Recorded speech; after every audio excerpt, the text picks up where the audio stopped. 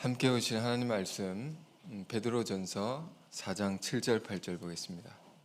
베드로전서 4장 7절 8절 두 구절의 말씀을 오늘 보겠습니다. 여러분 찾으신 줄 알고요. 함께 두 구절을 힘차게 읽겠습니다. 시작. 만물의 마지막이 가까웠으니 그러므로 너희는 정신을 차려 근신하여 기도하라.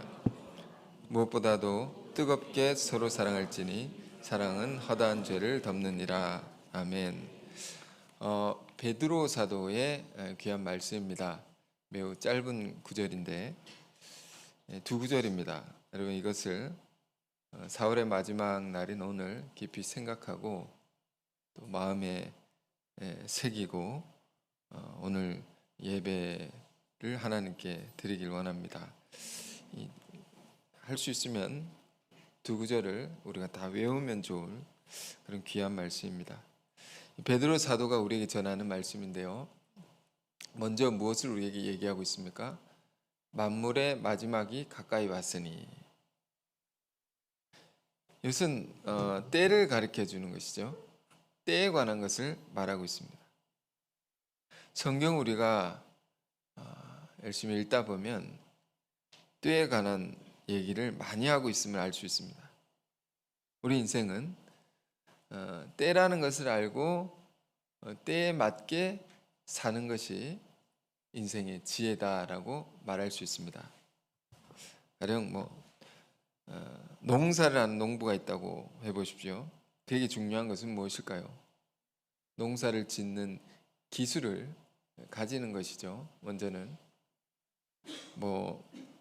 거름을 주는 법, 밭을 가는 거, 풀을 메고 솎아내는 법, 수확할 때도 수확하는 기계를 잘 구비하고 그것을 운영하는 거, 여러 가지 필요한 기술들이 있을 것입니다. 다 중요하고 필요한 것이지만 정말로 중요한 것은 농사를 하는 자가 농사하는 절기라는 것이 있습니다. 우리 한국의 달력에도 24절기라는 것이 있는데 그 절기를 따라서 그것에 맞추어서 농사를 하는 것이 중요하다는 것입니다.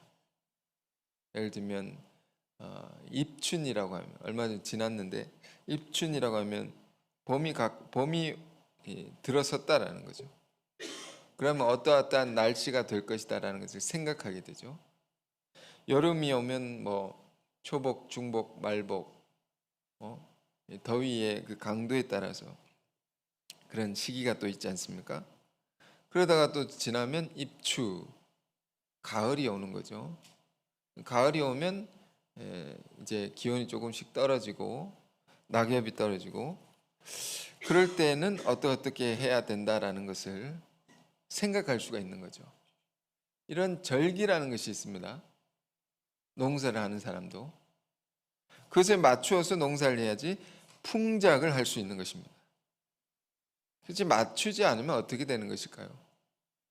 가령 씨 뿌려야 할 때 뿌리지 못한다든지 덥고 건조할 때 물을 대야 되는데 물을 대지 못한다든지 수확할 때 그 때를 놓치고 아무것도 안 하면 가령 밭이 서리가 내려서 고두와의 곡식들이 다 깨어지고 쓸모가 없어져 버리는 그런 일들도 생기는 것이죠.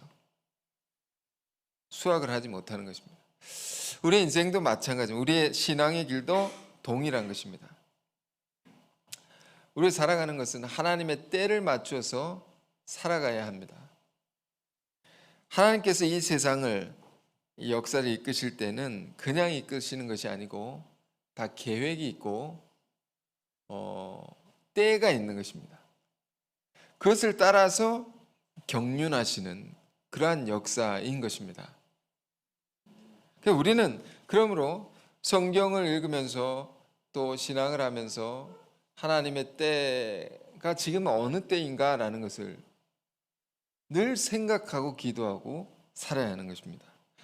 거기에 맞추어서 나의 인생의 방향을 결정하고 거기에 맞추어서 그때에 내가 해야 할 일이 무엇인가. 이것을 알고 살면 이 농사가 풍작을 하듯이 우리 인생도 풍요로운 수확을 할 수가 있는 것이다. 성경을 보면 특히 신약 성경은 헬라어로 쓰여져 있죠. 헬라인들이 쓰는 이 언어인데 이 언어를 보면 굉장히 분석적입니다. 똑같은 시간도 나누어서 생각하죠. 크로노스 카이로스, 여러분 잘 아시는 동일한 24시간도 일상적인 24시간이 있고 비상적인, 그러니까 아주 특별한 24시간이 있다. 이렇게 다르게 구분해서 생각을 했습니다. 그래서 그냥 변화가 없어 보이는, 흘러가는 시간들처럼 보이는 그런 시간들이 있지만 이런 시간들이 사실은 그냥 흘러가는 것이 아니죠. 쌓이고 쌓여서 갑자기 변하는, 성경이 호련히 변한다라고, 갑자기 크게 변화하는, 모든 것이 바뀌는 특별한 시간이 있다는 것입니다. 그래서 헬라어로 카이로스라고 하는 것이죠. 이러한 때는 모든 것이 달라집니다. 완전히 달라지는 것입니다. 성경의 위대한 인물들은 하나같이 다 이러한 카이로스의 때를 알고 그걸 준비하고 이것을 염두에 두고 거기에 맞추어서 살았던 사람들입니다. 그래서 이제 로마서도 보면 바울이 로마의 교우들에게 때에 대한 가르침을 주었는데요. 자, 그 내용을 우리가 좀 찾아보겠습니다. 로마 13장 11절 이하에, 로마서 13장 11절에 바울이 로마에 있는 사람들, 그러니까 로마라는 도시가 얼마나 그 당시에 부패하고 그런 도시였습니까? 그런 도시의 사람들 속에서 신앙을 하는 사람들, 믿는 자들에게 때에 대한 가르침 이렇게 줍니다. 13장 11절. 또한 너희가 이 시기를 알거니와 자다 깰 때가 벌써 되었으니 이는 이제 우리의 구원이 처음 믿을 때보다 가까웠습니다. 자, 잘 볼 필요가 있습니다. 너희가 이 시기를 알거니와, 로마의 교우들에게 너희 이 시기를 알지 않느냐. 여기 시기란 말이 카이로스입니다. 원어로, 헬라어로. 이 때가 어느 때인지 알지 않느냐. 엄청난 변화가 일어난 때 너희가 알 것이다. 그러니 자다가 깰 때가 벌써 되었어. 너희 자다가도 깨어나야 된다 말이에요. 잔다는 것은 뭘까요?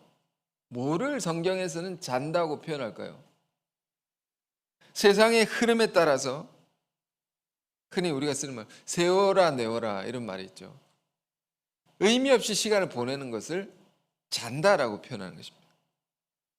그럼 깬다는 것은 뭘 의미할까요? 세상의 그 흐름을 따라 살지 아니하고 하나님의 뜻과 사명을 알아서, 때를 알아서 그 사명을 쫓아 살아가는 인생, 그런 삶을 깨어 있다라고 말하는 것입니다. 지금은 그러한 때다. 자다 깰 때가 벌써 되었으니, 그러면서 이는 이제 우리의 구원이 처음 믿을 때보다 가까웠습니다. 여기서 말한 구원은 개인의 구원을 말하는 것이 아닙니다. 하나님은 우리 개인도 구원하시지만 온 세상을 구원하시죠. 온 역사를 구원하시는 분이시다. 그러니까 역사의 구원, 이것은 온 세상이 다 바뀌어지는 것입니다. 다 바뀌어져서 하나님의 나라가 이 땅에 도래하는, 임하는 그러한 때가 가까이 왔다 말입니다. 여러분, 이 세상은 결국 어떻게 되는 것입니까? 하나님의 나라가 되는 것입니다. 그것을 향해서 끊임없이 세상은, 이 시간은 가고 있는 것이죠. 역사는 그것을 향해서 나아가고 있다. 그런데 지금 그러한 때가 가까이 왔으니, 거의 됐으니 너희가 깨어서 살아야 된다. 그러면서 이렇게 말하면 밤이 깊고 낮이 가까웠으니, 굉장히 상징적인 말로 바울은 로마의 교우들에게 가르칩니다. 로마서니까요. 로마의 교도에 주는 가르침이란 것은 오늘 이 세상에 이 도시 속에 사는 우리들에게 주는 동일한 말씀이라고 할 수 있습니다. 밤이 깊다는 것은 뭘까요? 세상이 죄악이 가득해 있다 말이에요. 끔찍한 죄악으로 가득한 세상이다 말이에요. 뉴스를 봐도 지금이 그런 것이죠. 끔찍한 뉴스가 너무 많죠. 그러한 세상이지만 그러나 예수 믿는 사람들에게는 굉장히 다른 것이 있습니다. 밤이 깊을수록 뭐가 가까운 것입니까? 밤이 깊으면 밝은 새벽이 가까운다. 죄악이 극악해지면 그 죄악이 심판이 가까웠다. 그리고 전혀 새로운 밝은 세계가 온다라는 겁니다. 그때가 가까이 왔다 말입니다. 그걸 낮이라고 표현했습니다. 새로운 세상, 밝은 세상. 죄악이 심판을 받고 선이 득세하는 새로운 세상이 온다. 그 지금까지와는 전혀 다른 세상이 이제 가까이 왔으니 이런 말입니다. 그러면 너희가 어떻게 살아야 하겠느냐? 그러므로 우리가 어둠의 일을 벗고 빛의 갑옷을 입자. 낮에와 같이 단정히 행하고 방탕하거나 술 취하지 말며 음란하거나 호색하지 말며 다투거나 시기하지 말고 오직 주 예수 그리스도로 옷 입고 정욕을 위하여 육신의 일을 도모하지 말라. 이렇게 살아야 된다. 세상이 크게 달라지는 때는 이렇게 살아야 된다는 것입니다. 믿지 않는 자들과 같이 방탕하고 술 취하고 음란에 빠지고 서로 분쟁하고 미워하고 싸우는 그렇게 살지 말고 믿는 자는 어떻게 살아야 되냐? 예수 그리스도로 옷 입고, 이것은 예수 그리스도께서 온 삶으로 몸소 우리에게 보이신 모범이 있는 것입니다. 삶으로 가르치신 모범이 있다면, 삶으로 가르치신 말씀이 있다면 그것을 따라서 너희가 살아야 할 것이다. 그러니까 이것이 정말 세상이 크게 바뀌는 큰 전환의 시대에 믿는 자들이 살아가는 자세인 것입니다. 자, 또 때에 대한 가르침을 좀 더 봅시다. 에베소서 5장 15절 16절인데요. 에베소 5장 15절 16절. 오늘 이런 말씀을 여러분과 나누는 것은 우리가 사는 지금 때도 있지 않겠습니까? 그래서 우리가 잘 생각하고 살자는 것입니다. 그런즉, 자, 찾으셨습니까? 자, 이거 함께 읽어볼까요? 시작. 그런즉 너희가 어떻게 행할지를 자세히 주의하여 지혜 없는 자 같이 하지 말고 오직 지혜 있는 자 같이 하여 세월을 아끼라. 때가 악하니라. 지혜 없는 자 같이 하지 말고 바보같이 살지 말고 이런 말입니다. 지혜롭게 살아라. 그 지혜란 게 뭔가? 세월을 아끼는 것이다. 세월을 어떻게 아낍니까? 권위 있는 성경 킹 제임스 버전에 영어 성경 킹 제임스 버전에는 뭐라고 되어 있어요? Redeeming the time. Redeem, 속량한다 말이에요. 속량한다. 속량한다는 것은 시간을 속량하라 이런 뜻인데 잃어버린 시간을 되찾으라 이런 말입니다. 세월을 아낀다는 것은 그냥 뭐 시간을 허투루 쓰지 말고 낭비하지 말고 그렇게 살라는 뜻을 넘어서서 우리가 이전에 못 살았던 거, 잘못 살았던 거, 실패했던 거, 잃어버린 거죠, 시간을. 그것을 속량한다, 회복하라. 그런 자세로, 그런 믿음으로 너희가 지금을 살아야 된다. 그 역사가 달라지는 큰 전환의 때는 우리가 정말 정신을 차리고 그렇게 살아야 된다. 이전에 그렇게 못 살았어도 이전에는 믿음 없이 우리가 살아서 여러 가지 실패하고 고생하고 그렇게 살았다 할지라도 지금 이러한 때에 이 말씀을 듣고 정신을 차리고 살면 이전에 실패한 거 다 회복하고도 남는 큰 전환을 주신다는 겁니다. 성경이 이런 큰 희망을 우리에게 주는 것이죠. 얼마나 감사한 것입니까? 그러니까 우리 이 말씀 보면서 우리가 비상의 때, 그러니까 우리 교회 공동체도 마찬가지죠. 크게 변화한 때가 있죠. 한 번씩. 뭐 아무 변화가 없는 것 같아도 갑자기 싹 달라지는 때가 있습니다. 이걸 뭐 인식하든 못하든 그러한 때가 있는 것입니다. 그러한 때에 제대로 살면 다 회복할 수 있다는 것입니다. 오늘 4월의 마지막 날입니다. 한 달 돌아보는 그런 때죠. 여러분 한 달 어떻게 사셨습니까? 여러 가지 자신이 느끼는 자기 삶에 대한 평가가 있을 것입니다. 잘 사셨습니까?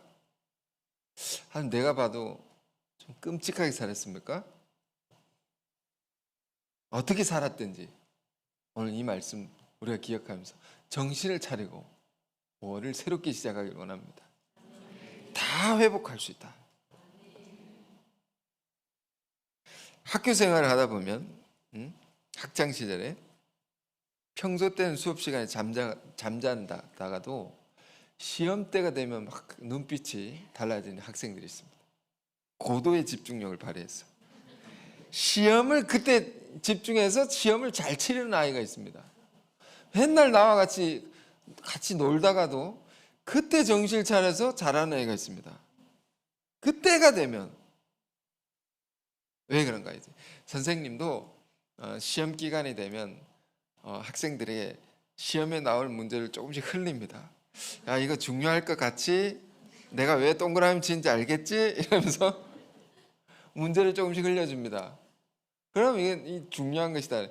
때가 다르니까 집중력을 가지면 좋은 성적을 거둡니다. 이전에 이제 공부도 안 하다가도요.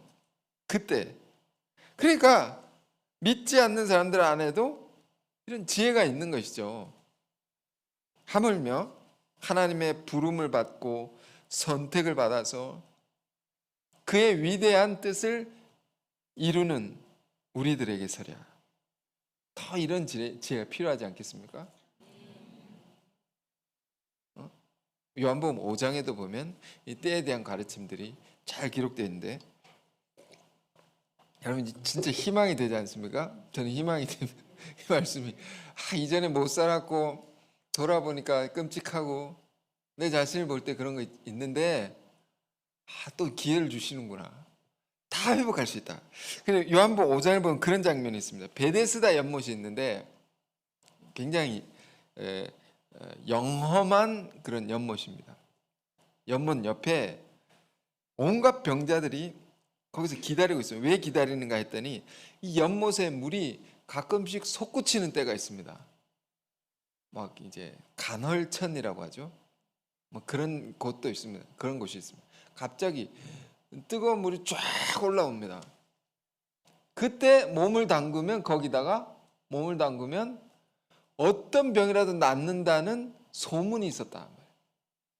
그래서 그 때를 기다리면서 수많은 병자들이 연못 옆에서 기다리는 것입니다. 이런 때가 있다는 겁니다.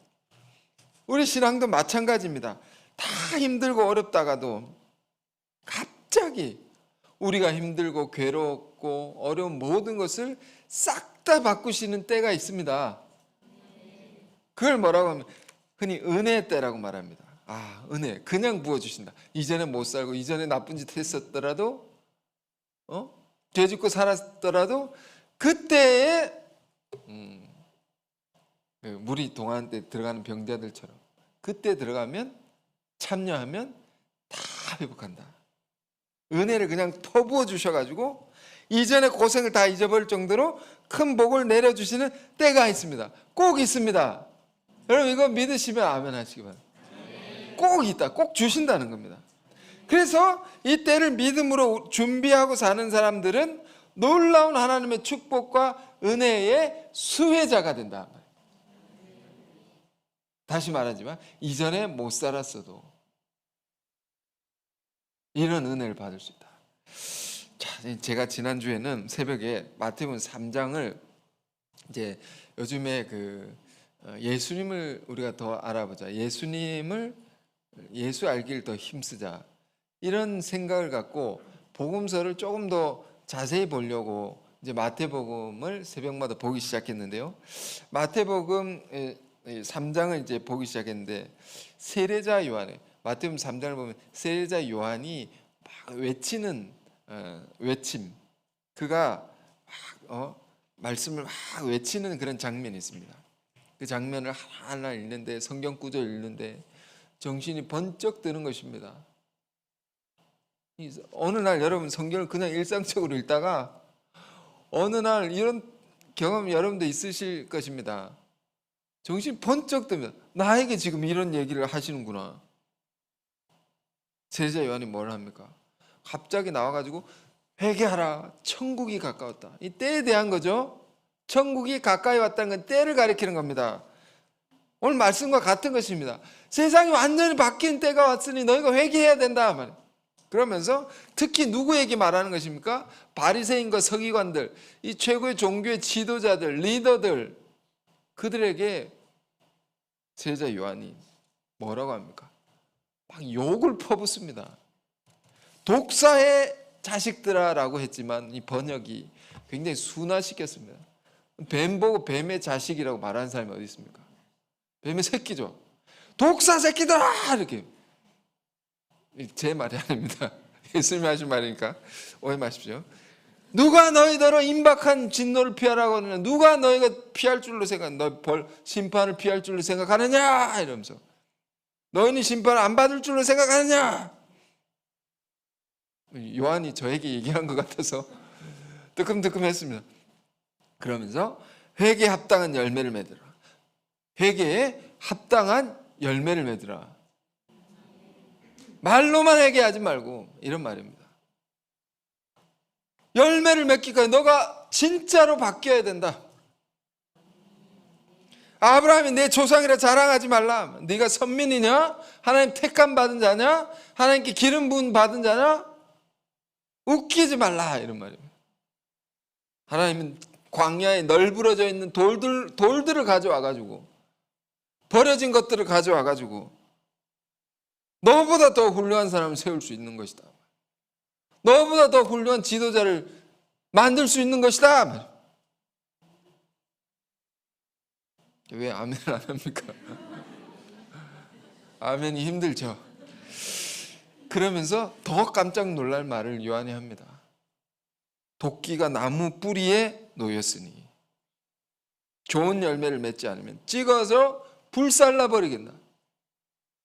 이게 무시무시한 겁니다. 여러분, 이 외침, 요한이 이런 말을 언제 했습니까? 마태복음 3장이라고 했죠. 이게 마태복음 2장에는 예수님의 탄생 기사가 나옵니다. 예수님이 이미 오신 것입니다. 이미 카이로스 때가 된 것입니다. 이미 와 있는 것입니다. 그러니 지금 굉장히 급한 것입니다. 요한이 정신을 차려야 된다. 때가 되었으니 너희가 회개하지 않으면 안 된다. 막 준비를 시키는 거죠. 급하다, 임박했다. 이전에 그렇게 못 살았어도 그러나 너희가 지금 회개하면 살 수가 있느니라. 지금 너희가 정신을 차리고 살면 복을 받을 수 있느니라.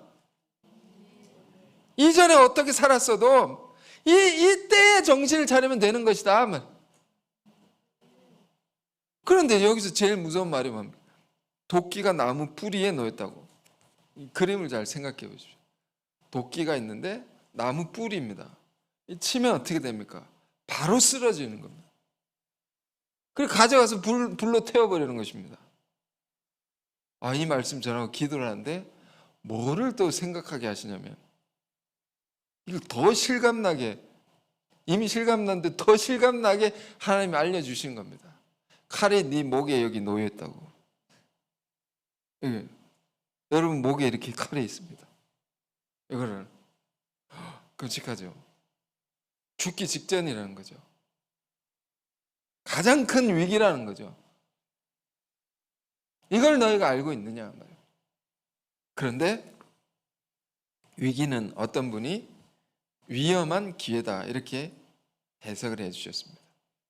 위기는 뭐라고요? 위험한 기회다. 이 두 가지 가치가 같이 있는 겁니다. 아주 위험한 상황이 있는 것, 아주 큰 기회가 있는 것입니다. 그러니까 이러한 때에 위기 속에 정신을 제대로 차리면, 제대로 회개를 하면, 회개가 뭐라고 했죠? 회개에 합당한 열매를 맺고라고 했습니다. 그러면 엄청난 그때에 전화위복이 돼서 큰 복을 받는단 말이에요. 이 복과 화라는 것은 이렇게 가까이 있는 것입니다. 여러분 인생을 살아갈 때도 큰 어려움을 당할 때 이게 뭐냐? 어렵기만 한 것이 아님을 생각할 수 있어야 됩니다. 이걸 바꾸셔서 더 큰 것을 열어주시려는 거구나라는 것을. 이런 이 때에 대한 이 가르침, 이 지혜를 가질 수 있어야 됩니다. 여러분 개인적으로도 인생을 살 때 늘 우리 인생이 평탄하면 좋겠지만 그렇지 않지 않습니까? 어떨 땐 죽을 것 같이 힘들 때가 있습니다. 왜 나에게 이런 고난을 주십니까? 그런데 가만히 그때 진지하게 생각을 해야 됩니다. 진지하게 그걸 두고 하나님께 기도를 하셔야 됩니다. 이걸 통해서 우리를 전혀 새롭게 바꾸기를 원하시는구나. 큰 위기가 오면 우리 정신을 차리게 되지 않습니까? 전혀 바꾸어서 큰 복을 부어주시려는 중요한 시기라구나. 그러면 이걸 아는 사람과 모르는 사람 전혀 다르게 살겠죠. 큰 지혜를 가르쳐 주는 겁니다. 성경은 세상에서 가르쳐 주지 않습니다. 지금 베드로 사도, 본문 다시 들어갑니다. 베드로 사도도 이런 지혜를 우리에게 말하고 있습니다. 만물의 마지막이 가까이 왔으니, 그게 바뀐다 말입니다. 그러니까 세상은 뭐라고요? 악하다.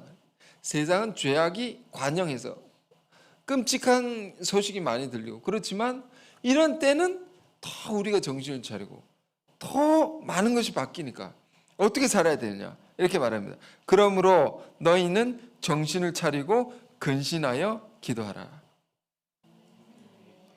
기도를 여러분 하시죠? 그런데 그냥 기도하면 안 된단 말입니다.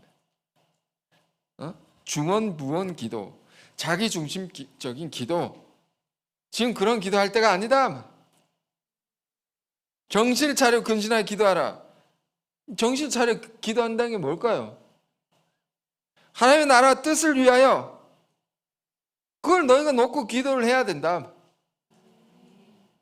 그것이 지금 어디로 가고 있느냐, 어떤 일이 일어나고 있는가를 생각하고 그것을 알고 그것이 이루어지도록 기도하라. 더 가까이 우리가 얘기를 해보자면 교회 공동체에서 일어나는 일들을 주목하고 그것을 놓고 기도하라. 그리하면 너의 문제가, 너의 고민이, 너의 어려움이 전혀 다르게 변화되리니, 이런 말입니다. 여러분 이것이 공적인 기도의 위력입니다. 이상하죠? 내 문제가 있는데 내 문제를 기도하지 않냐고, 하나님의 나라와 뜻을 위해서 기도를 하는데 내 문제가 해결이 되는 겁니다. 이건 제가 하는 말이 아니고 예수님이 직접 주신 말씀입니다. 마태복음 6장 34절에 너희는 먼저 그의 나라와 의를 구하라. 그래야면 이 모든 것을, 너 개인이 가진 문제를 다 더하여 주신다. 다 책임져 주신다. 해결할 길을 풀어 주신다.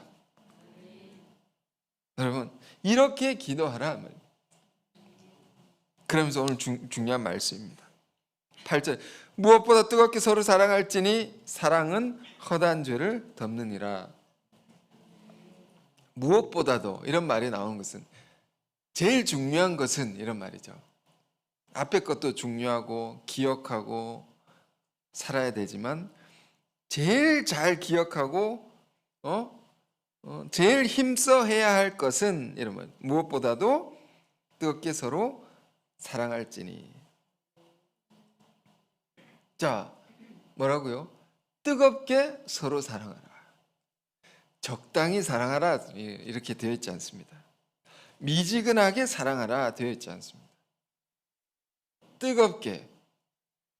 여러분, 그냥 사랑하시면 안 됩니다. 뜨겁게 사랑하셔야 됩니다. 계시록 3장에 보면 아시아의 7교회에 주시는 주님의 말씀이 기록되어 있습니다. 각 교회마다 주신 말씀인데 각 성도에게 주신 말씀과 같습니다. 이런 성도, 저런 성도, 이런 교회, 저런 교회 각각의 특징이 있지 않습니까? 부족함이 있고 그 중에 라오디게아 교회라는 곳이 있습니다. 그 교회에게 주님이 뭐라고 주시냐면 너희가 차지도 않고 뜨겁지도 않도다. 너희가 미지근하구나. 미지근하지 않습니까? 그러면 뭐라고 하시면 내 입에서 토해내버린다고, 뱉어버린다고. 그러면서 주님이 이렇게 말씀해요. 너희가 뜨겁기를 원하노라. 왜? 주님이 우리를 향하여 뜨겁기 때문에. 너희가 열심을 내라. 왜? 주님이 우리를 향해서 열심을 내고 계시기 때문에. 여러분, 새로운 달 5월은 열심을 내십시오. 여러분, 지친 것이 있습니까? 힘을 내십시오. 말씀으로 힘을 얻어서 힘을 내십시오. 일도 열심히 하시고 전도도 열심히 하길 원합니다. 이전보다. 왜? 때가 바뀌니까. 그때도 예전에도 때가 바뀌었다고 하고 그 전에도 때가 바뀌었다고 맨날 바뀐다고 하시 그런데 정말 바뀝니다. 바뀌고 있습니다. 그래서 우리가 언제 뜨거워집니까? 또 소망이 이루어질 것을 믿는 사람들은 뜨거워집니다. 그리고 여러분이 기도하는 것이 이루어질 것을 믿는 사람들은 뜨거워집니다. 이게 이루어진다. 설레이고 뜨거워집니다. 그렇게 뜨겁게 서로 사랑하는 여러분 세 달이 되길 바랍니다. 자, 그런데 하나 더 봐야 되죠. 제일 뒷부분, 제일 중요한 거. 이게 마지막 때는 뜨겁게 서로 사랑하며 살라라고 했는데 그 구체적인 것이 뭐냐? 실천적인 것이 뭐냐? 허다한 죄를 덮느니라. 오늘 설교의 제목입니다. 많은 죄를 덮으라는 겁니다. 죄를 덮는다는 게 뭘까요? 이 말씀은 오해하면 안 됩니다. 죄를 가리라는 말일까요? 은폐하라는 것일까요? 아니죠. 그럼 나중에 골마 터지죠. 죄는 가리면 가릴수록 더 큰 문제가 되는 것입니다. 죄는 빨리 드러나서 심판을 받아야 됩니다. 그래서 여러분의 신앙의 동력자들이 있습니까? 여러분 신앙의 인도자가 있습니까? 빨리빨리 고백해야 됩니다. 나가서 고백해서 제가 이런 죄를 지었다고. 그래서 빨리 그 죄를 심판해야지 이게 커지지 않는다 말이에요. 그러니까 이게 죄를 덮어두라는 말이 아닙니다. 굉장히 어려운 말이면서도 기쁜 말인데 잘 우리가 생각해 봅시다. 누가 로마서 7장을 보면 바울이 어떤 얘기를 이제 했냐면요.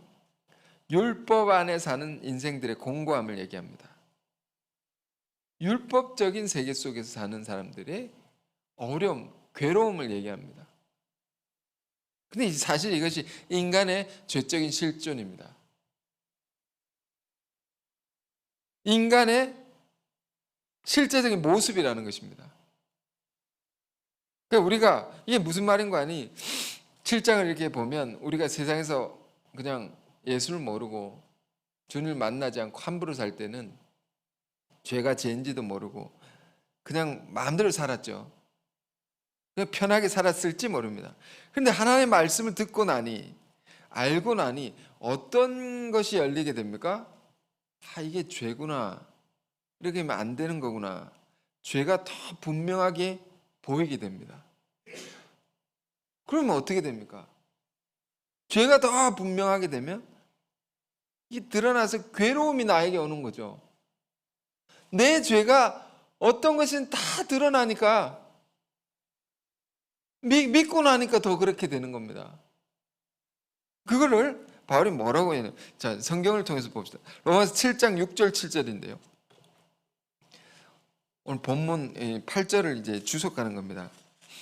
로마 7장 6절 7절을 보면 이렇게 되어 있습니다. 전에 율법을 깨닫지 못했을 때는 내가 살았더니, 하나님 말씀 모르고 살 때는 막 자유롭게 살았답니다. 계명이 이름에 말씀이 나에게 들어오니까 죄는 살아나고 나는 죽었도다. 죄가 막 보이는 겁니다. 난 죽겠는 겁니다. 찔림이 와서. 7절에 생명에 이르게 할 그 계명이, 하나님 말씀 나에게 생명을 주는 거죠. 그런데 그 말씀이 내게 대하여 도리어 사망에 이르게 하는 것이 되었도다. 나를 더 괴롭게 하는 것이 되었도다. 여러분, 정말로 신앙을 진지하게 하다 보면 이런 것을 경험하게 됩니다. 예수 안 믿을 때는 술도 먹고 나쁜 것도 보고 내 마음대로 죄짓고 살다가, 믿고 나니 교회 와서 이런 말씀 저런 말씀, 이건 내 죄인데 저건 내 죄인데, 이것도 내 죄 저것도 내 죄, 나는 몹쓸 인간이구나, 나는 너무 구제불능의 죄인이구나. 이게 다가온 경험이 있습니까? 없습니까? 있어야지 신앙이 진지해지는 겁니다. 더 명확해지는 겁니다. 내가 문제라는 게. 그러니까 죄를 알면, 그러니까 문제가 발생하면 뭐가 따라옵니까? 죄책이 생기는 거죠.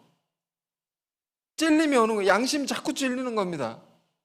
이게 우리가 괴로운 겁니다. 이게 말씀은 하나님의 거룩한 것이 말씀인데, 그게 자꾸 나를 찌르고 나를 고발하는 것이 된다. 참수하는 것이 된다.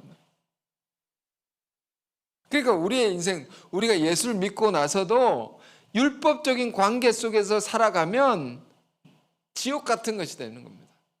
예수 믿고도 복음이 없이, 사랑이 없이 살면 지옥 같은 것이 되는 겁니다. 율법이라는 것은 어떤 것입니까? 눈에는 눈, 이에는 이라고 있습니다.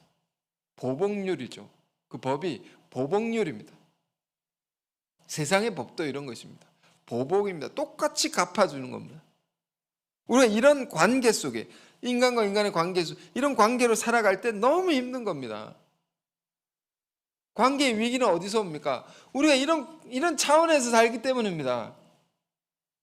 저 사람 문제가 있다. 그럼 정죄를 하고 비판을 하고, 내가 비판을 한 것이 저 사람도 나를 이렇게 비판하겠네? 정죄를 받는 거죠. 그러니까 두려워하고 속이게 되고, 이 관계 속에 있는 것이 뭡니까? 사망이라는 겁니다. 이게 죽음입니다. 정죄하는 것이 죽음입니다. 정죄 받는 것이 죽음입니다. 그래, 로마서 7장 7절, 방금 읽은 내용이 이것을 말하는 거죠. 나를 살려야 할 하나님의 말씀이 도리어 나를 죽이는 것이 되었도다. 그러니까 자꾸 말씀을 멀리하고 싶은 거죠. 보면 찔리니까, 나는 못 살 것 같은데 자꾸 보면 찔리니까 자꾸 멀어진다. 그 말씀 멀어지면 우리는 살 수 있습니까? 살 수 없는 겁니다. 그럼 우리에게 필요한 것은 뭡니까? 복음이라는 겁니다. 복음이, 예수가 필요한 거죠. 복음이 필요하다. 복음 뭡니까? 내가 죄를 지은 죄인이라고 할 때 예수님 말씀하십니다. 너의 그 죄를 내가 사하노라. 이걸 받아들이는 거죠. 주님의 용서를 내가 받아들이는 것이 복음입니다. 너가 받을 벌을 내가 대신 받았노니 너는 자유하라. 이것이 복음입니다. 지금 오늘 베드로 사도가 전하는 사랑은 허다한 죄를 덮느니라, 이것이 그 말입니다. 죄가 있느냐? 용서하라는 거죠.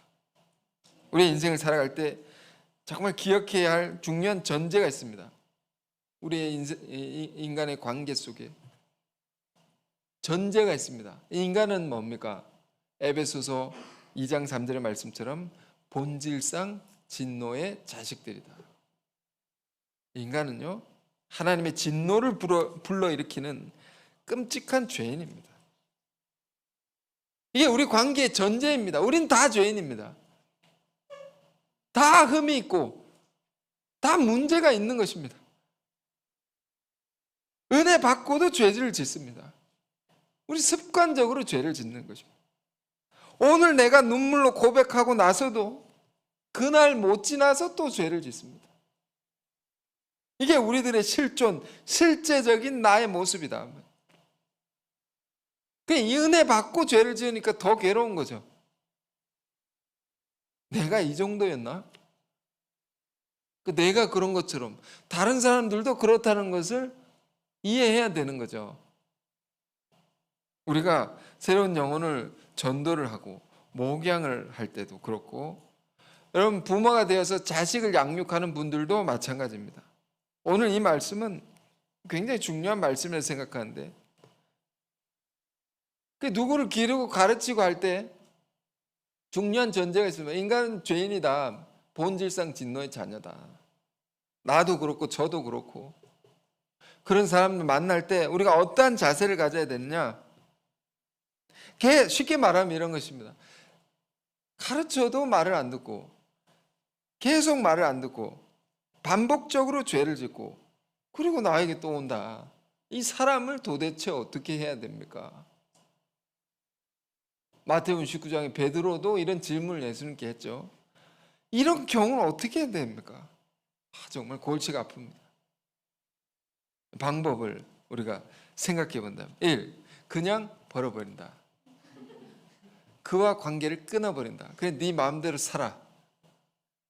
왜? 너 말을 안 들으니까. 끊어버리는 방법이 있죠. 방법 2번째, 조건적으로 대한다. 너 오늘 죄 안 지으면 내가 이거 해줄게. 죄 짓고 오면 너 그만큼 벌 받아야 돼. 줘야 될 것을 안 준다든지 이런 조건적인 방법이 있죠.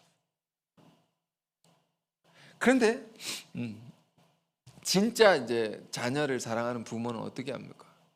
사랑이 있는 자는 어떻게 합니까? 자식이 죄를 짓고 왔다 말이에요. 어떻게 합니까? 자식이 어릴 때 보면 옷을 입고 밖에 나가서 옷을 더럽혀가지고 신나게 놀고 옷을 더럽히고 왔습니다. 그러면 얼른 벗고 새 옷을 입으라 말하고 대신 빨아주죠. 부모가. 너 말 안 듣고 더럽혔기 때문에 네가 빨아. 이런 부모가 없죠. 그냥 말 없이 대신 빨아주는 겁니다. 전 지난 수요일 여러 말씀이 지금 이 말씀을 보면서 지나가는데, 지난 수요일 누가복음 7장 말씀 여러분과 나눴습니다. 그 예수님의 말씀을 늘 보다가 이번에 이 말씀 속에 너무 예수님의 사랑이 느껴져서 새로운 감동을 받았는데요.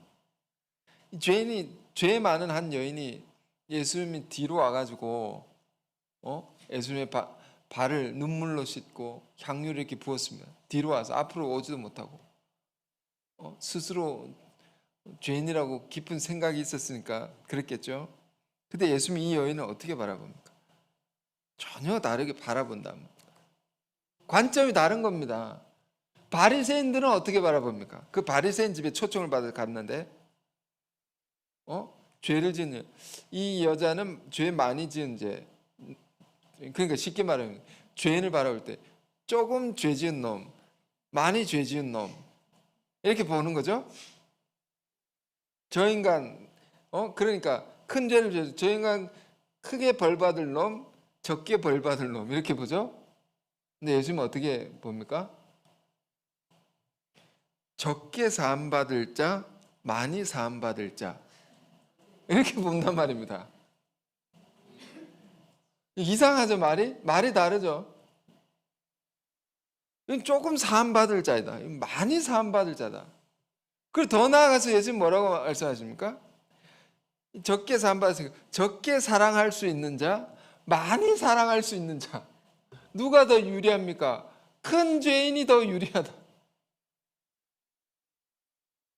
그러니까 큰 죄인에 대해서 이제는 많이 사함을 받을 수 있으니 그만큼 더 많은 사랑을 할 수 있지 않겠는가? 이렇게 본단 말입니다. 주님이 우리를 이렇게 본다. 이게 뭐라고요? 오늘 베드로 사도가 말하는 허물을 덮는 이란 말이에요. 이 사랑인 것입니다. 그러니까 우리가 어떤 사람에게서 이런저런 문제가 보이고 허물이 보일 때 그를 바라보는 관점, 그를 대하는 자세가 어때야 되느냐? 지적하고 문제만 얘기해서 절대로 사람 바뀌지 않습니다. 그럼 지적을 안 해야 됩니까? 전혀 자기 문제를 모르는 사람이 말해야 되죠. 율법에 중요한 기능이 있다 했습니다. 죄를 죄로 깨닫게 하는 것이라 했습니다. 못 깨닫는 자에게는 깨닫게 해야 됩니다. 그러나 대부분의 사람들은 어떠냐면 자기가 문제가 있는 걸 자기가 잘 압니다. 죄를 짓는데 이거 안 되는데 하면서 죄를 짓습니다. 안 되는데 하는 거 알고 짓습니다. 이게 인간의 문제라는 거. 로마서 7장에 바울이 지적하는 인간의 그 실제적인 자분열적인 그런 모습이라는 겁니다. 안 되는데 하면서 짓는다. 그러니까 이미 안 되는데 하고 지었기 때문에 스스로 받는 정죄감이 있는 거죠. 스스로 정죄감을 받는 겁니다. 이미 스스로 받는 심판이 있는 겁니다. 이미 괴로움이 있는 것입니다. 거기다가 한술 더 떠서 너 그 문제가 있지 않느냐, 네가 왜 그렇게 했느냐, 너 이런 죄를 왜 지었느냐, 아무 도움이 되지 않습니다. 도움이 될 것 같지만 안 됩니다. 불순종하는 자에게는 순종해야 되겠다는 강렬한 마음이 있습니다. 늘 실수하고 잘못하는 자 안에는 내가 이제 지적을 받지 않고 더 잘하고 싶다는 강렬한 마음이 더 큰 겁니다. 그런데 안 되는 것은 더 괴로운 거죠. 그런데 우리가 어떤 마음을 가져야 돼요? 그의 그런 상황을 잘 헤아리고 말을 이렇게 해야 됩니다. 너가 지금은 그렇지만 그러나 결국 잘할 수 있다. 믿어줘야 되죠. 오늘 말씀에 이게 덮어주는 겁니다.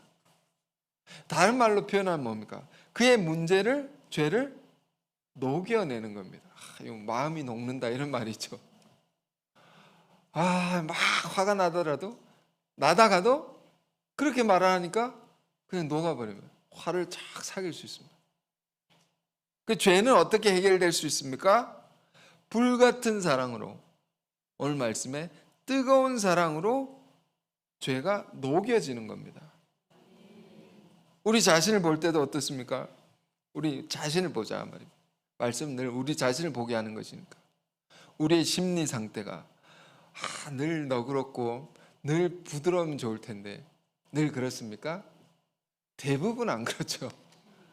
신경질적일 때가 있고 민감해져 가지고 조그만 말에 상처를 받고 거칠어져서 막 쏘아붙일 때도 있고.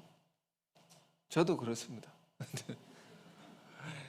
아이들은 사춘기라고도 하고 이런 때가 있죠.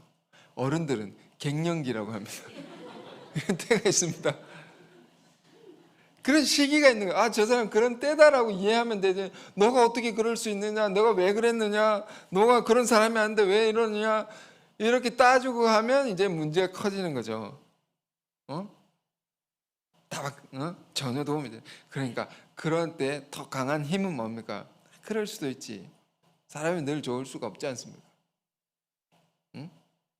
요즘 여러 가지로 얼마나 힘드니 오죽 괴로웠으면 저런 말을 할까? 이렇게 바라볼 수 있지 않습니까? 말할 수 있지 않습니까? 그러니까 그러다가 맛있는 거 사주고, 뭐 기프티콘 보내주고 이런 거. 그러면 따뜻해지는 겁니다. 그의 마음이. 그러면서 이 사랑의 힘이 들어오면 죄를 이기게 되는 겁니다. 그러면 사람이 변화되는 겁니다. 이것이 주님의 죄인을 향한 믿음인 것입니다. 예수님은 어느 경지까지 우린 조금 문제가 이렇게 용서하기 힘들잖아요. 예수님은 어느 경지까지 용서하셨느냐? 십자가상에서 이런 말씀까지 하십니다. 오늘 마지막 말씀입니다. 누가복음 23장 34절입니다. 누가복음 23장 34절